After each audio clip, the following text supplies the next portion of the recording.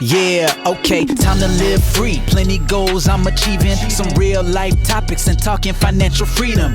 Mindset, soul and love, everything in between. This is Freedom Podcast. Tune in, live free. Hey, got my mindset right and I got the drive. Planning one day, no more job, no more 9 to 5. Love, money, mind. Love, money, mind. This is freedom. Tune in, cause it's going down. Woo!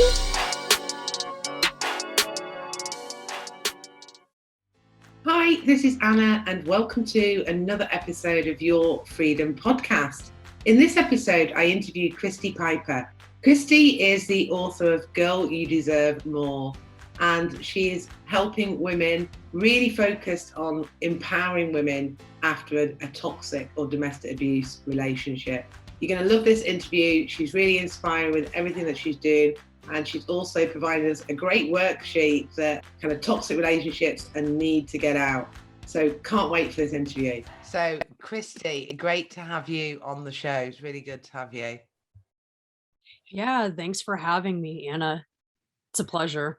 And thanks for reaching out, because I know we're going to be talking about your fab book that is available and all published, and I presume it's on Amazon, because I think I saw your cover actually, and it had that not for resale sticker in the top hand corner, and I've got a book that's, I think that was with Amazon are doing some testing, aren't they, for hardback covers, and I saw there was a picture and I thought that looks similar because I've got a similar one. So it's really exciting when people have published books and they've got them launched and they're available for resale, and I know it can really help people who are listening to the show. So thanks for reaching out, and it's great to have you on here.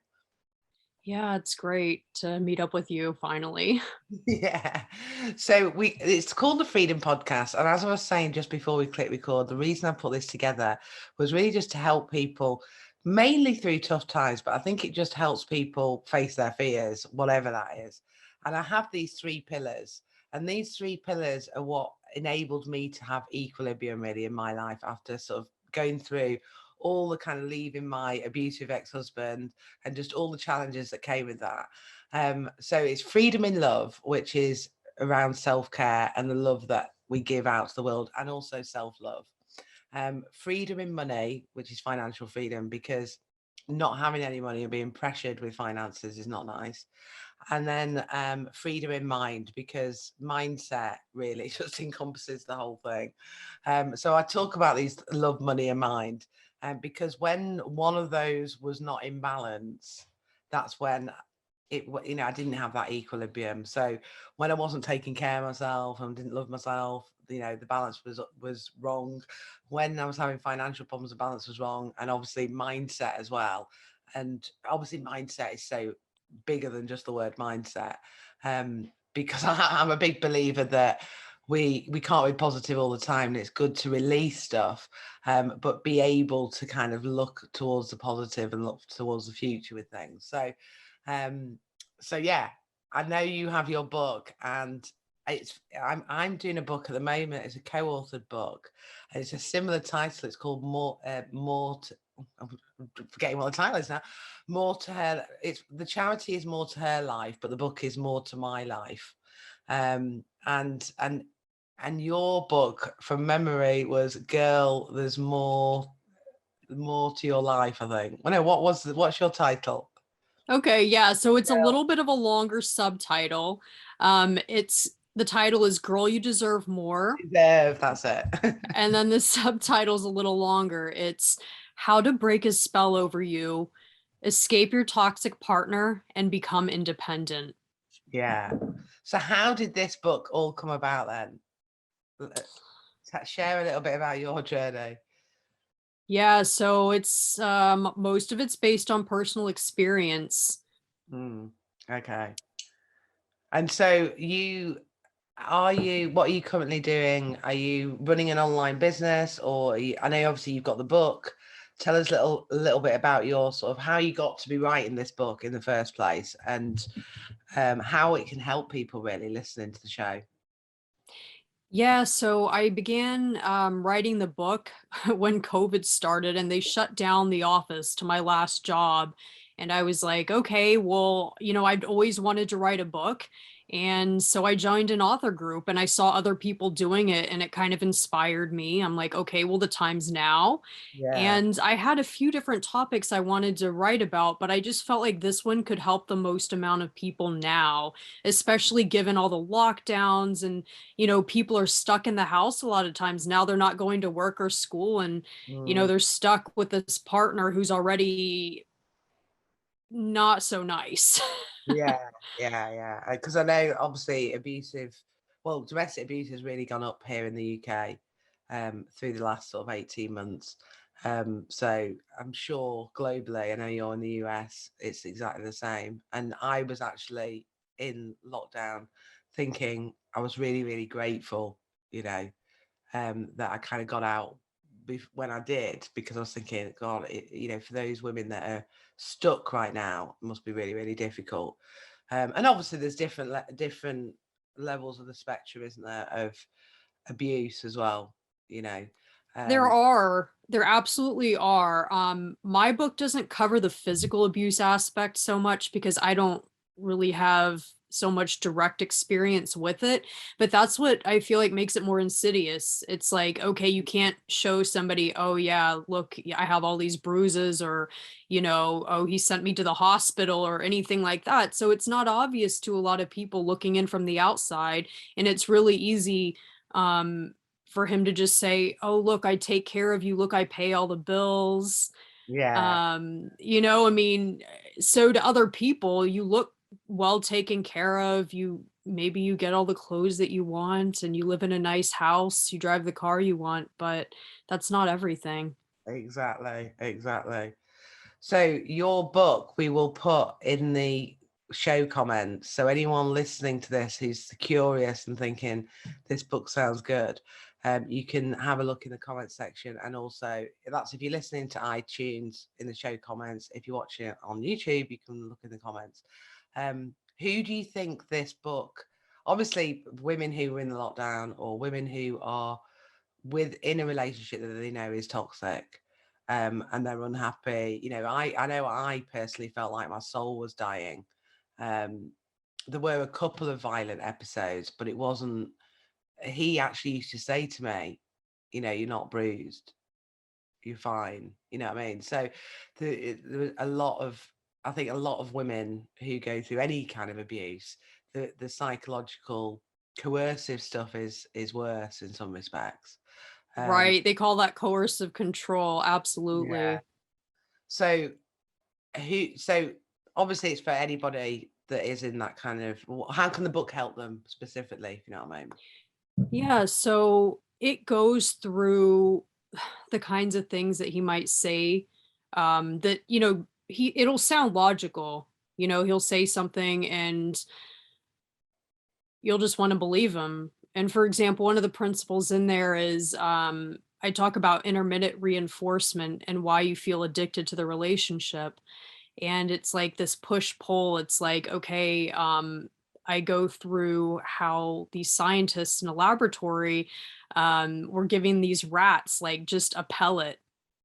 Just at first they'd give them like a pellet every time they pushed it, but then they would just give it to them intermittently. And those rats that got it intermittently actually started going so crazy, they would just neglect all their own grooming and their own health, and their hair started falling out.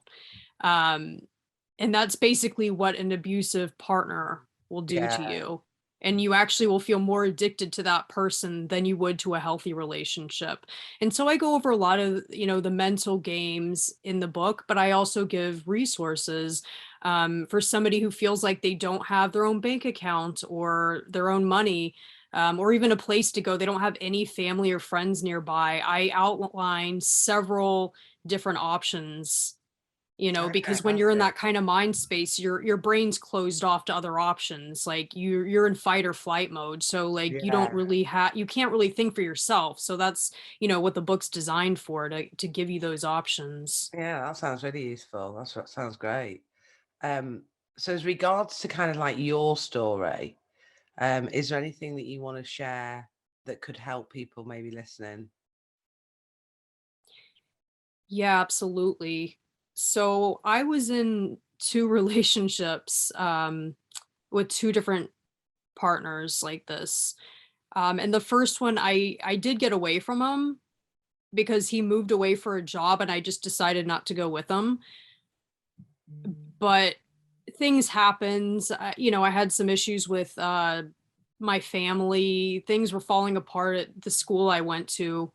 Um, I lost some funding in my PhD program. And so he's like, hey, why don't you move over here? And so it just seemed like, all my friends and family were like, you know what? He's such a good guy. Like, he wants to take care of you. He's a keeper. And I kind of just convinced myself, like, yeah. And I mean, long distance over the phone, it's always the best time because they're in the courting phase, but it's once they have you. Yeah, exactly. So that was like my first or 10th mistake. Going back. And then it just got to a point where I was like, I didn't know how to leave. Like, he was tracking everything I did. He had gotten into my devices. He knew my passwords. He was checking my email and text messages at some point, and I just felt completely trapped. And I just didn't know how to leave, even though I was totally capable. It's like I was in a place so far away from family and friends that I think it's difficult, isn't it? And I think people who have never been in any toxic relationship can't understand it, because I sometimes hear women say, and actually a good sort of friend, contact, colleague, I suppose, in the online space, admitted to me that she thought, why do women stay? Because I think it's a lot easier to kind of, it's like anything, isn't it? You never really fully understand unless you've been through it yourself. And there's lots of campaigning going on here in the UK, and there's a lot of women who are campaigning for domestic abuse and stuff, and I keep seeing these lines about stop asking women why they wanted to leave. We should be asking men to stop doing these behaviors. These type of men aren't going to stop. They don't even know they have a problem. But why are we putting it on? And it's true, isn't it? Why are we to keep putting it? Even the victim keeps getting victim blaming. You know what I mean? When the shift should actually be, he's doing wrong. Stop kind of continually to blame the woman who's put up with it all. And I know, of course, just to also mention that there are men that get in abusive relationships as well, but majority has been women. And whether that be that there's men that don't report, but there's also women that don't report, because I was the breadwinner in my marriage, Wow. which surprises a lot of people, that I was in an abusive marriage. And so I kind of a little bit can kind of not sympathize, or really not sympathize, it's the wrong word, understand maybe from a man's perspective, even though I'm not a man. Do you know what I mean? I'm obviously not a man. But I can kind of understand being like the breadwinner, if that makes sense, because people saw me as the leader in that relationship. Right. They probably thought, oh, she wears the pants in the family. She has all the control. They did. And that is the crazy thing. And that's why I felt even more trapped, in a way, because there was a lot of all this stuff that goes on in your mind about what my family think, what his family going to think, what my friends going to think. This shouldn't be happening. This can't be happening. And it was all this kind of stuff. But I think you do get to a breaking point, don't you, where deep down in your gut, you knew all along in your gut, really, but enough is enough type of thing. And then it's how you can. I was planning my exit for about 18 months, how I was going to, but I was trying to convince him, because we had children, to agree that it wasn't working out. Because I was thinking, I didn't want what eventually happened, which was then 5 years of litigation, 5 years of harassment and abuse afterwards, and the children getting squished in it all. But once it all started to happen, there was then no fear of that, because it was happening. So it kind of made me stronger anyway. But I think everybody, you know, like we get put in a box as well, don't we? Like you get put in this box of abuse, and everybody's story is completely different. And it's like when you're pregnant, everybody's pregnancy is different. You know, like you can't, or somebody that's got, you know, dyslexia, or someone that's got, I interviewed a guy recently had sight problems. You know, everybody has their own individual kind of story or experience. Because I hate this kind of society thing where we get put in boxes. And that was kind of one of my big things about sharing my story, because I didn't want to be labelled this, you know, domestic abuse survivor. Right. You don't want to be labeled as a victim for No. sure. You know, sometimes people who haven't read my book yet, I told them about the book and they're just like, oh, wow, I'm sorry. Like you could get out of that mind space. You know, you could do it. It's like, okay, well, if you read the book, you would know that that's my message.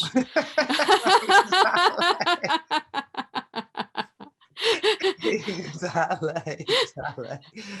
So yeah, no, I think we all make assumptions. I've made assumptions. I'm not perfect, you know. We all we all do, don't we?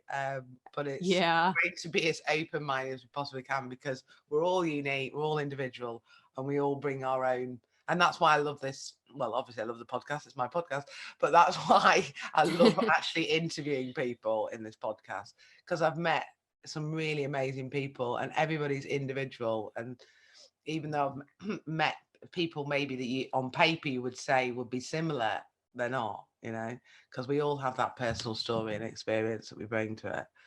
So one message, what would be your, obviously you've got everybody listening to this who has experienced a toxic relationship or is in one now and needs to get out, must go and read your book.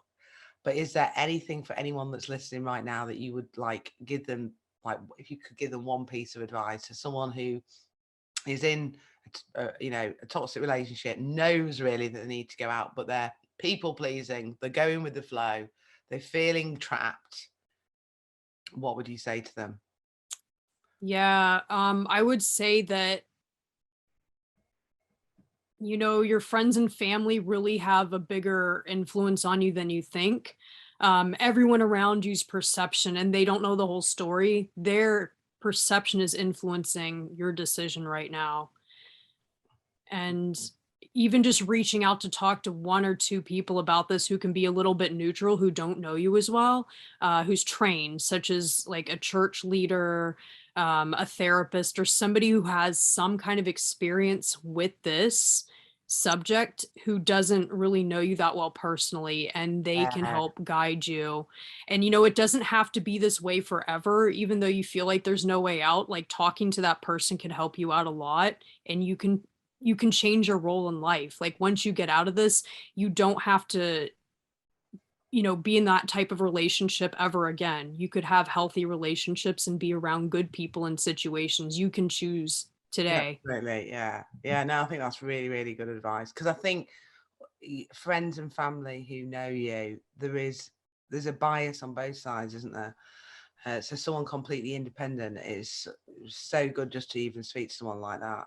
And even if the first step, the first person you speak to might be not a professional, but just someone, maybe even if it was someone at the workplace who then could get, you know, just be careful telling people at work. Be very, very careful telling people at your workplace. You know, I'm not saying like, you know, but I just think talking about it, you've got to speak to someone, you know. What's the worst thing, you know, the speaking, I don't mean like someone like HR or your boss or anything like that. There could be someone in a friend situation, just somebody that doesn't really know you too well, if you know what I mean, that can actually say that, because the first person that you share stuff to, you don't always tell the full thing anyway. Right. I would just make sure it's somebody that you totally trust, like who isn't in a position where they can backstab you, especially at work. Like you know, like after working at several jobs, like I kind of have the opinion that you should keep personal stuff out of work completely. I agree. I agree. But I suppose it just depends how desperate you are though in those situations. Yeah, I mean, I've had jobs where it's like, you'll have like one or two like best friends there, and that's different. But, Yeah, just be sure you can trust who you're talking to, and word won't definitely. get back to him or anybody else who might not have the best intentions. The main thing is having someone you definitely trust. That's first and foremost, isn't it? And just being able to kind of share something, because by keeping it inside is not only good for your mental health, but it actually can come out physically as well. Absolutely. It just becomes a little bit of, it spirals then. So it's like they say, it's good to talk, isn't it, and find someone that you trust, ideally. Because I remember I didn't find out about all these charities and everything like that until after I left, even though I remember going onto Google and looking up things. And I think it's also important to remind people that in an emergency, if things do escalate and maybe get violent, or you are really, really fearful, it's important to kind of lock yourself in the bathroom and call 911 or 909, wherever you're based. Call the emergency services, but make sure that you're safe to do so. Because there was a couple of instances where I called the emergency services and I wasn't safe to do so, which actually put me at even more risk. And luckily, like, the phone had been thrown out of my hand. So luckily it was it didn't hang up and the police were tracking the number. But what I should have done was take myself away from that situation, got myself like in the bathroom, locked the door and called them. And I just always want to mention that, because a policeman told me that and I hadn't even thought about it. Yeah. And so just, if anything, because things can easily escalate when you think that it's not a violent relationship. If someone feels like they're really losing control, who has never really been violent before. So just sort of also, you're totally right. And I think you're right with the whole work thing. I think the space I was thinking with my work, there were a couple of people I did really trust, who actually I'm still really friends with now from when I was working, but it's right, you could speak to someone who actually does backstab you and you don't want to be in that situation. So make sure you trust them. There's lots of charities. There's, like you're saying, church leaders, counsellors. There will be people in your locality who are experienced and independent. And also, if anything does escalate, just make sure you're safe before you ring, the emergency services, really, because that can be like throwing petrol on a fire at the time. Absolutely. If you can, like you said, like go to the bathroom and lock the door, but even better if you can like get out of the house and even just run down the street. I've done that before. Yeah, exactly. And if he chases you, you can. I'm not laughing at you. I just had this image, No, like, it's true. Freedom. It's funny. Yeah. I mean, it's funny looking back on it, of course. At the time, I was totally scared. But, looking back, it's funny because I was yelling too, because I was afraid. And this person was very, very concerned about his social image. So he immediately stopped and went back. Yeah. Immediately. Yeah. So it worked. It worked. Well done, girl.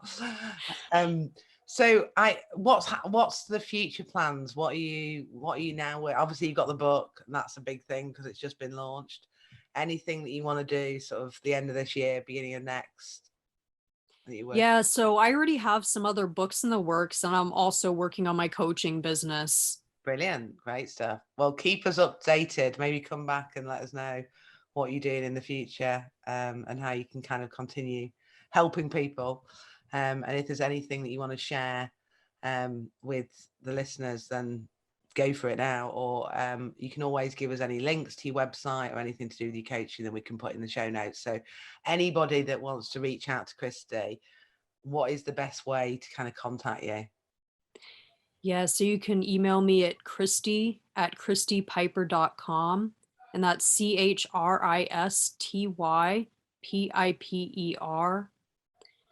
And you can email me there. And I'm actually going to also provide Anna with a bonus worksheet. So if anybody just needs a one-page worksheet on like just basic escape plans, like if you know somebody or for yourself who needs this, I'll just be able to provide that for you guys for free. Perfect. That sounds great. Great stuff. Thank you for that, Christy. So that sounds awesome. So I always ask everybody at the end of the interview the same question. It's really interesting from my perspective, the answers. Because it's the Freedom Podcast, I always ask everybody, what does freedom mean to you? So what does freedom mean to you, Christy? Oh, yeah. So it means to me to be mentally, emotionally, and financially free. That way we can choose what we want to do in life, and we aren't bound or dependent to another person or situation. And that way we can't be controlled. We can actually make our own decisions without fear of, upsetting somebody and losing our income and our peace of mind. And this definitely goes for a partner situation, of course, but it can also be a work situation. Yeah. If, like, especially nowadays, jobs are just so unpredictable. It's like, okay, we're shutting down. Okay, we're opening back up. We're going to be remote or not. We're cutting, budget cuts, or, it's like, oh my gosh. It's that whole thing. People can't rely on a job that they've had for years now, can they? I'm sort of a big believer we've got to create our own digital economy, or our own absolutely economy, because whether it be a husband that's looked after us or work, an employer, you kind of just got to prepare yourself, really. The plan Bs are becoming plan As, aren't they, these days? Yeah, and sometimes it's it's a little bit harder, like not the way that you would expected things to go down, but sometimes it's a blessing in disguise. Absolutely. Yeah. I think it's when you look back, isn't it? It's when you look back at the time, you're like, oh my God, it's the worst thing, because I got made redundant. And you're like, oh my God, but actually looking back now, I think I'm so glad that happened, because it's enabled me to kind of work around my kids and, not have to worry about having to wear a mask to work or, all these different restrictions at the moment. So it's kind of given me that flexibility. And it's quite empowering, really. I think as women, I believe we can empower each other to gain more. And I think there's more women who are looking to kind of create something for themselves. Because we've all got skill sets, haven't we? We've all got things that we can teach. We've all got services we can offer, or physical products that we can create, or books that we can write. We've all got a purpose, I think, to share with the world. So really, really inspiring. So brilliant. Well, thank you ever so much for sparing us the time and coming on the show. Do keep in touch, because it's always good to connect with other people as well. And just, I don't know if there's anything else that you may think, oh, you know what, I didn't share that. If there's anything else that you want to share with my audience, then please do before we round up. All right. Yeah, I'll keep in touch, Anna. And thanks for having me on your Freedom Podcast. It's been a pleasure. Yeah, brilliant. I'm going to go and check your book out. I'm going to actually get it and read it. So thank you ever so much. Thanks. And anyone that's listening, go and check out Christy before we finish. So thank you ever so much, Christy, and we'll stay in touch and speak to you soon. Thank you. Thank you. Thanks for listening to another episode of Your Freedom Podcast. And don't forget to subscribe on iTunes and subscribe on my YouTube channel. And if you want to get more freedom in your life, then come and join Your Freedom Project Facebook group, which the link is below in the comments section. And I am giving you a copy of my visualization manifesting book. So manifest more freedom in your life and live the life of your dreams. Hey, thank you for listening. Hope you had a blast. Here to elevate your life. It's the Freedom Podcast. Love, money, mind. Love, money, mind. Wanna see you all win. Wanna see you all shine. Just make sure that you subscribe. Bringing good vibes. Join the Facebook group. Now it's time to change your life. Hope you come back. Right now is the chance. This is an experience. It's the Freedom Podcast. Hey.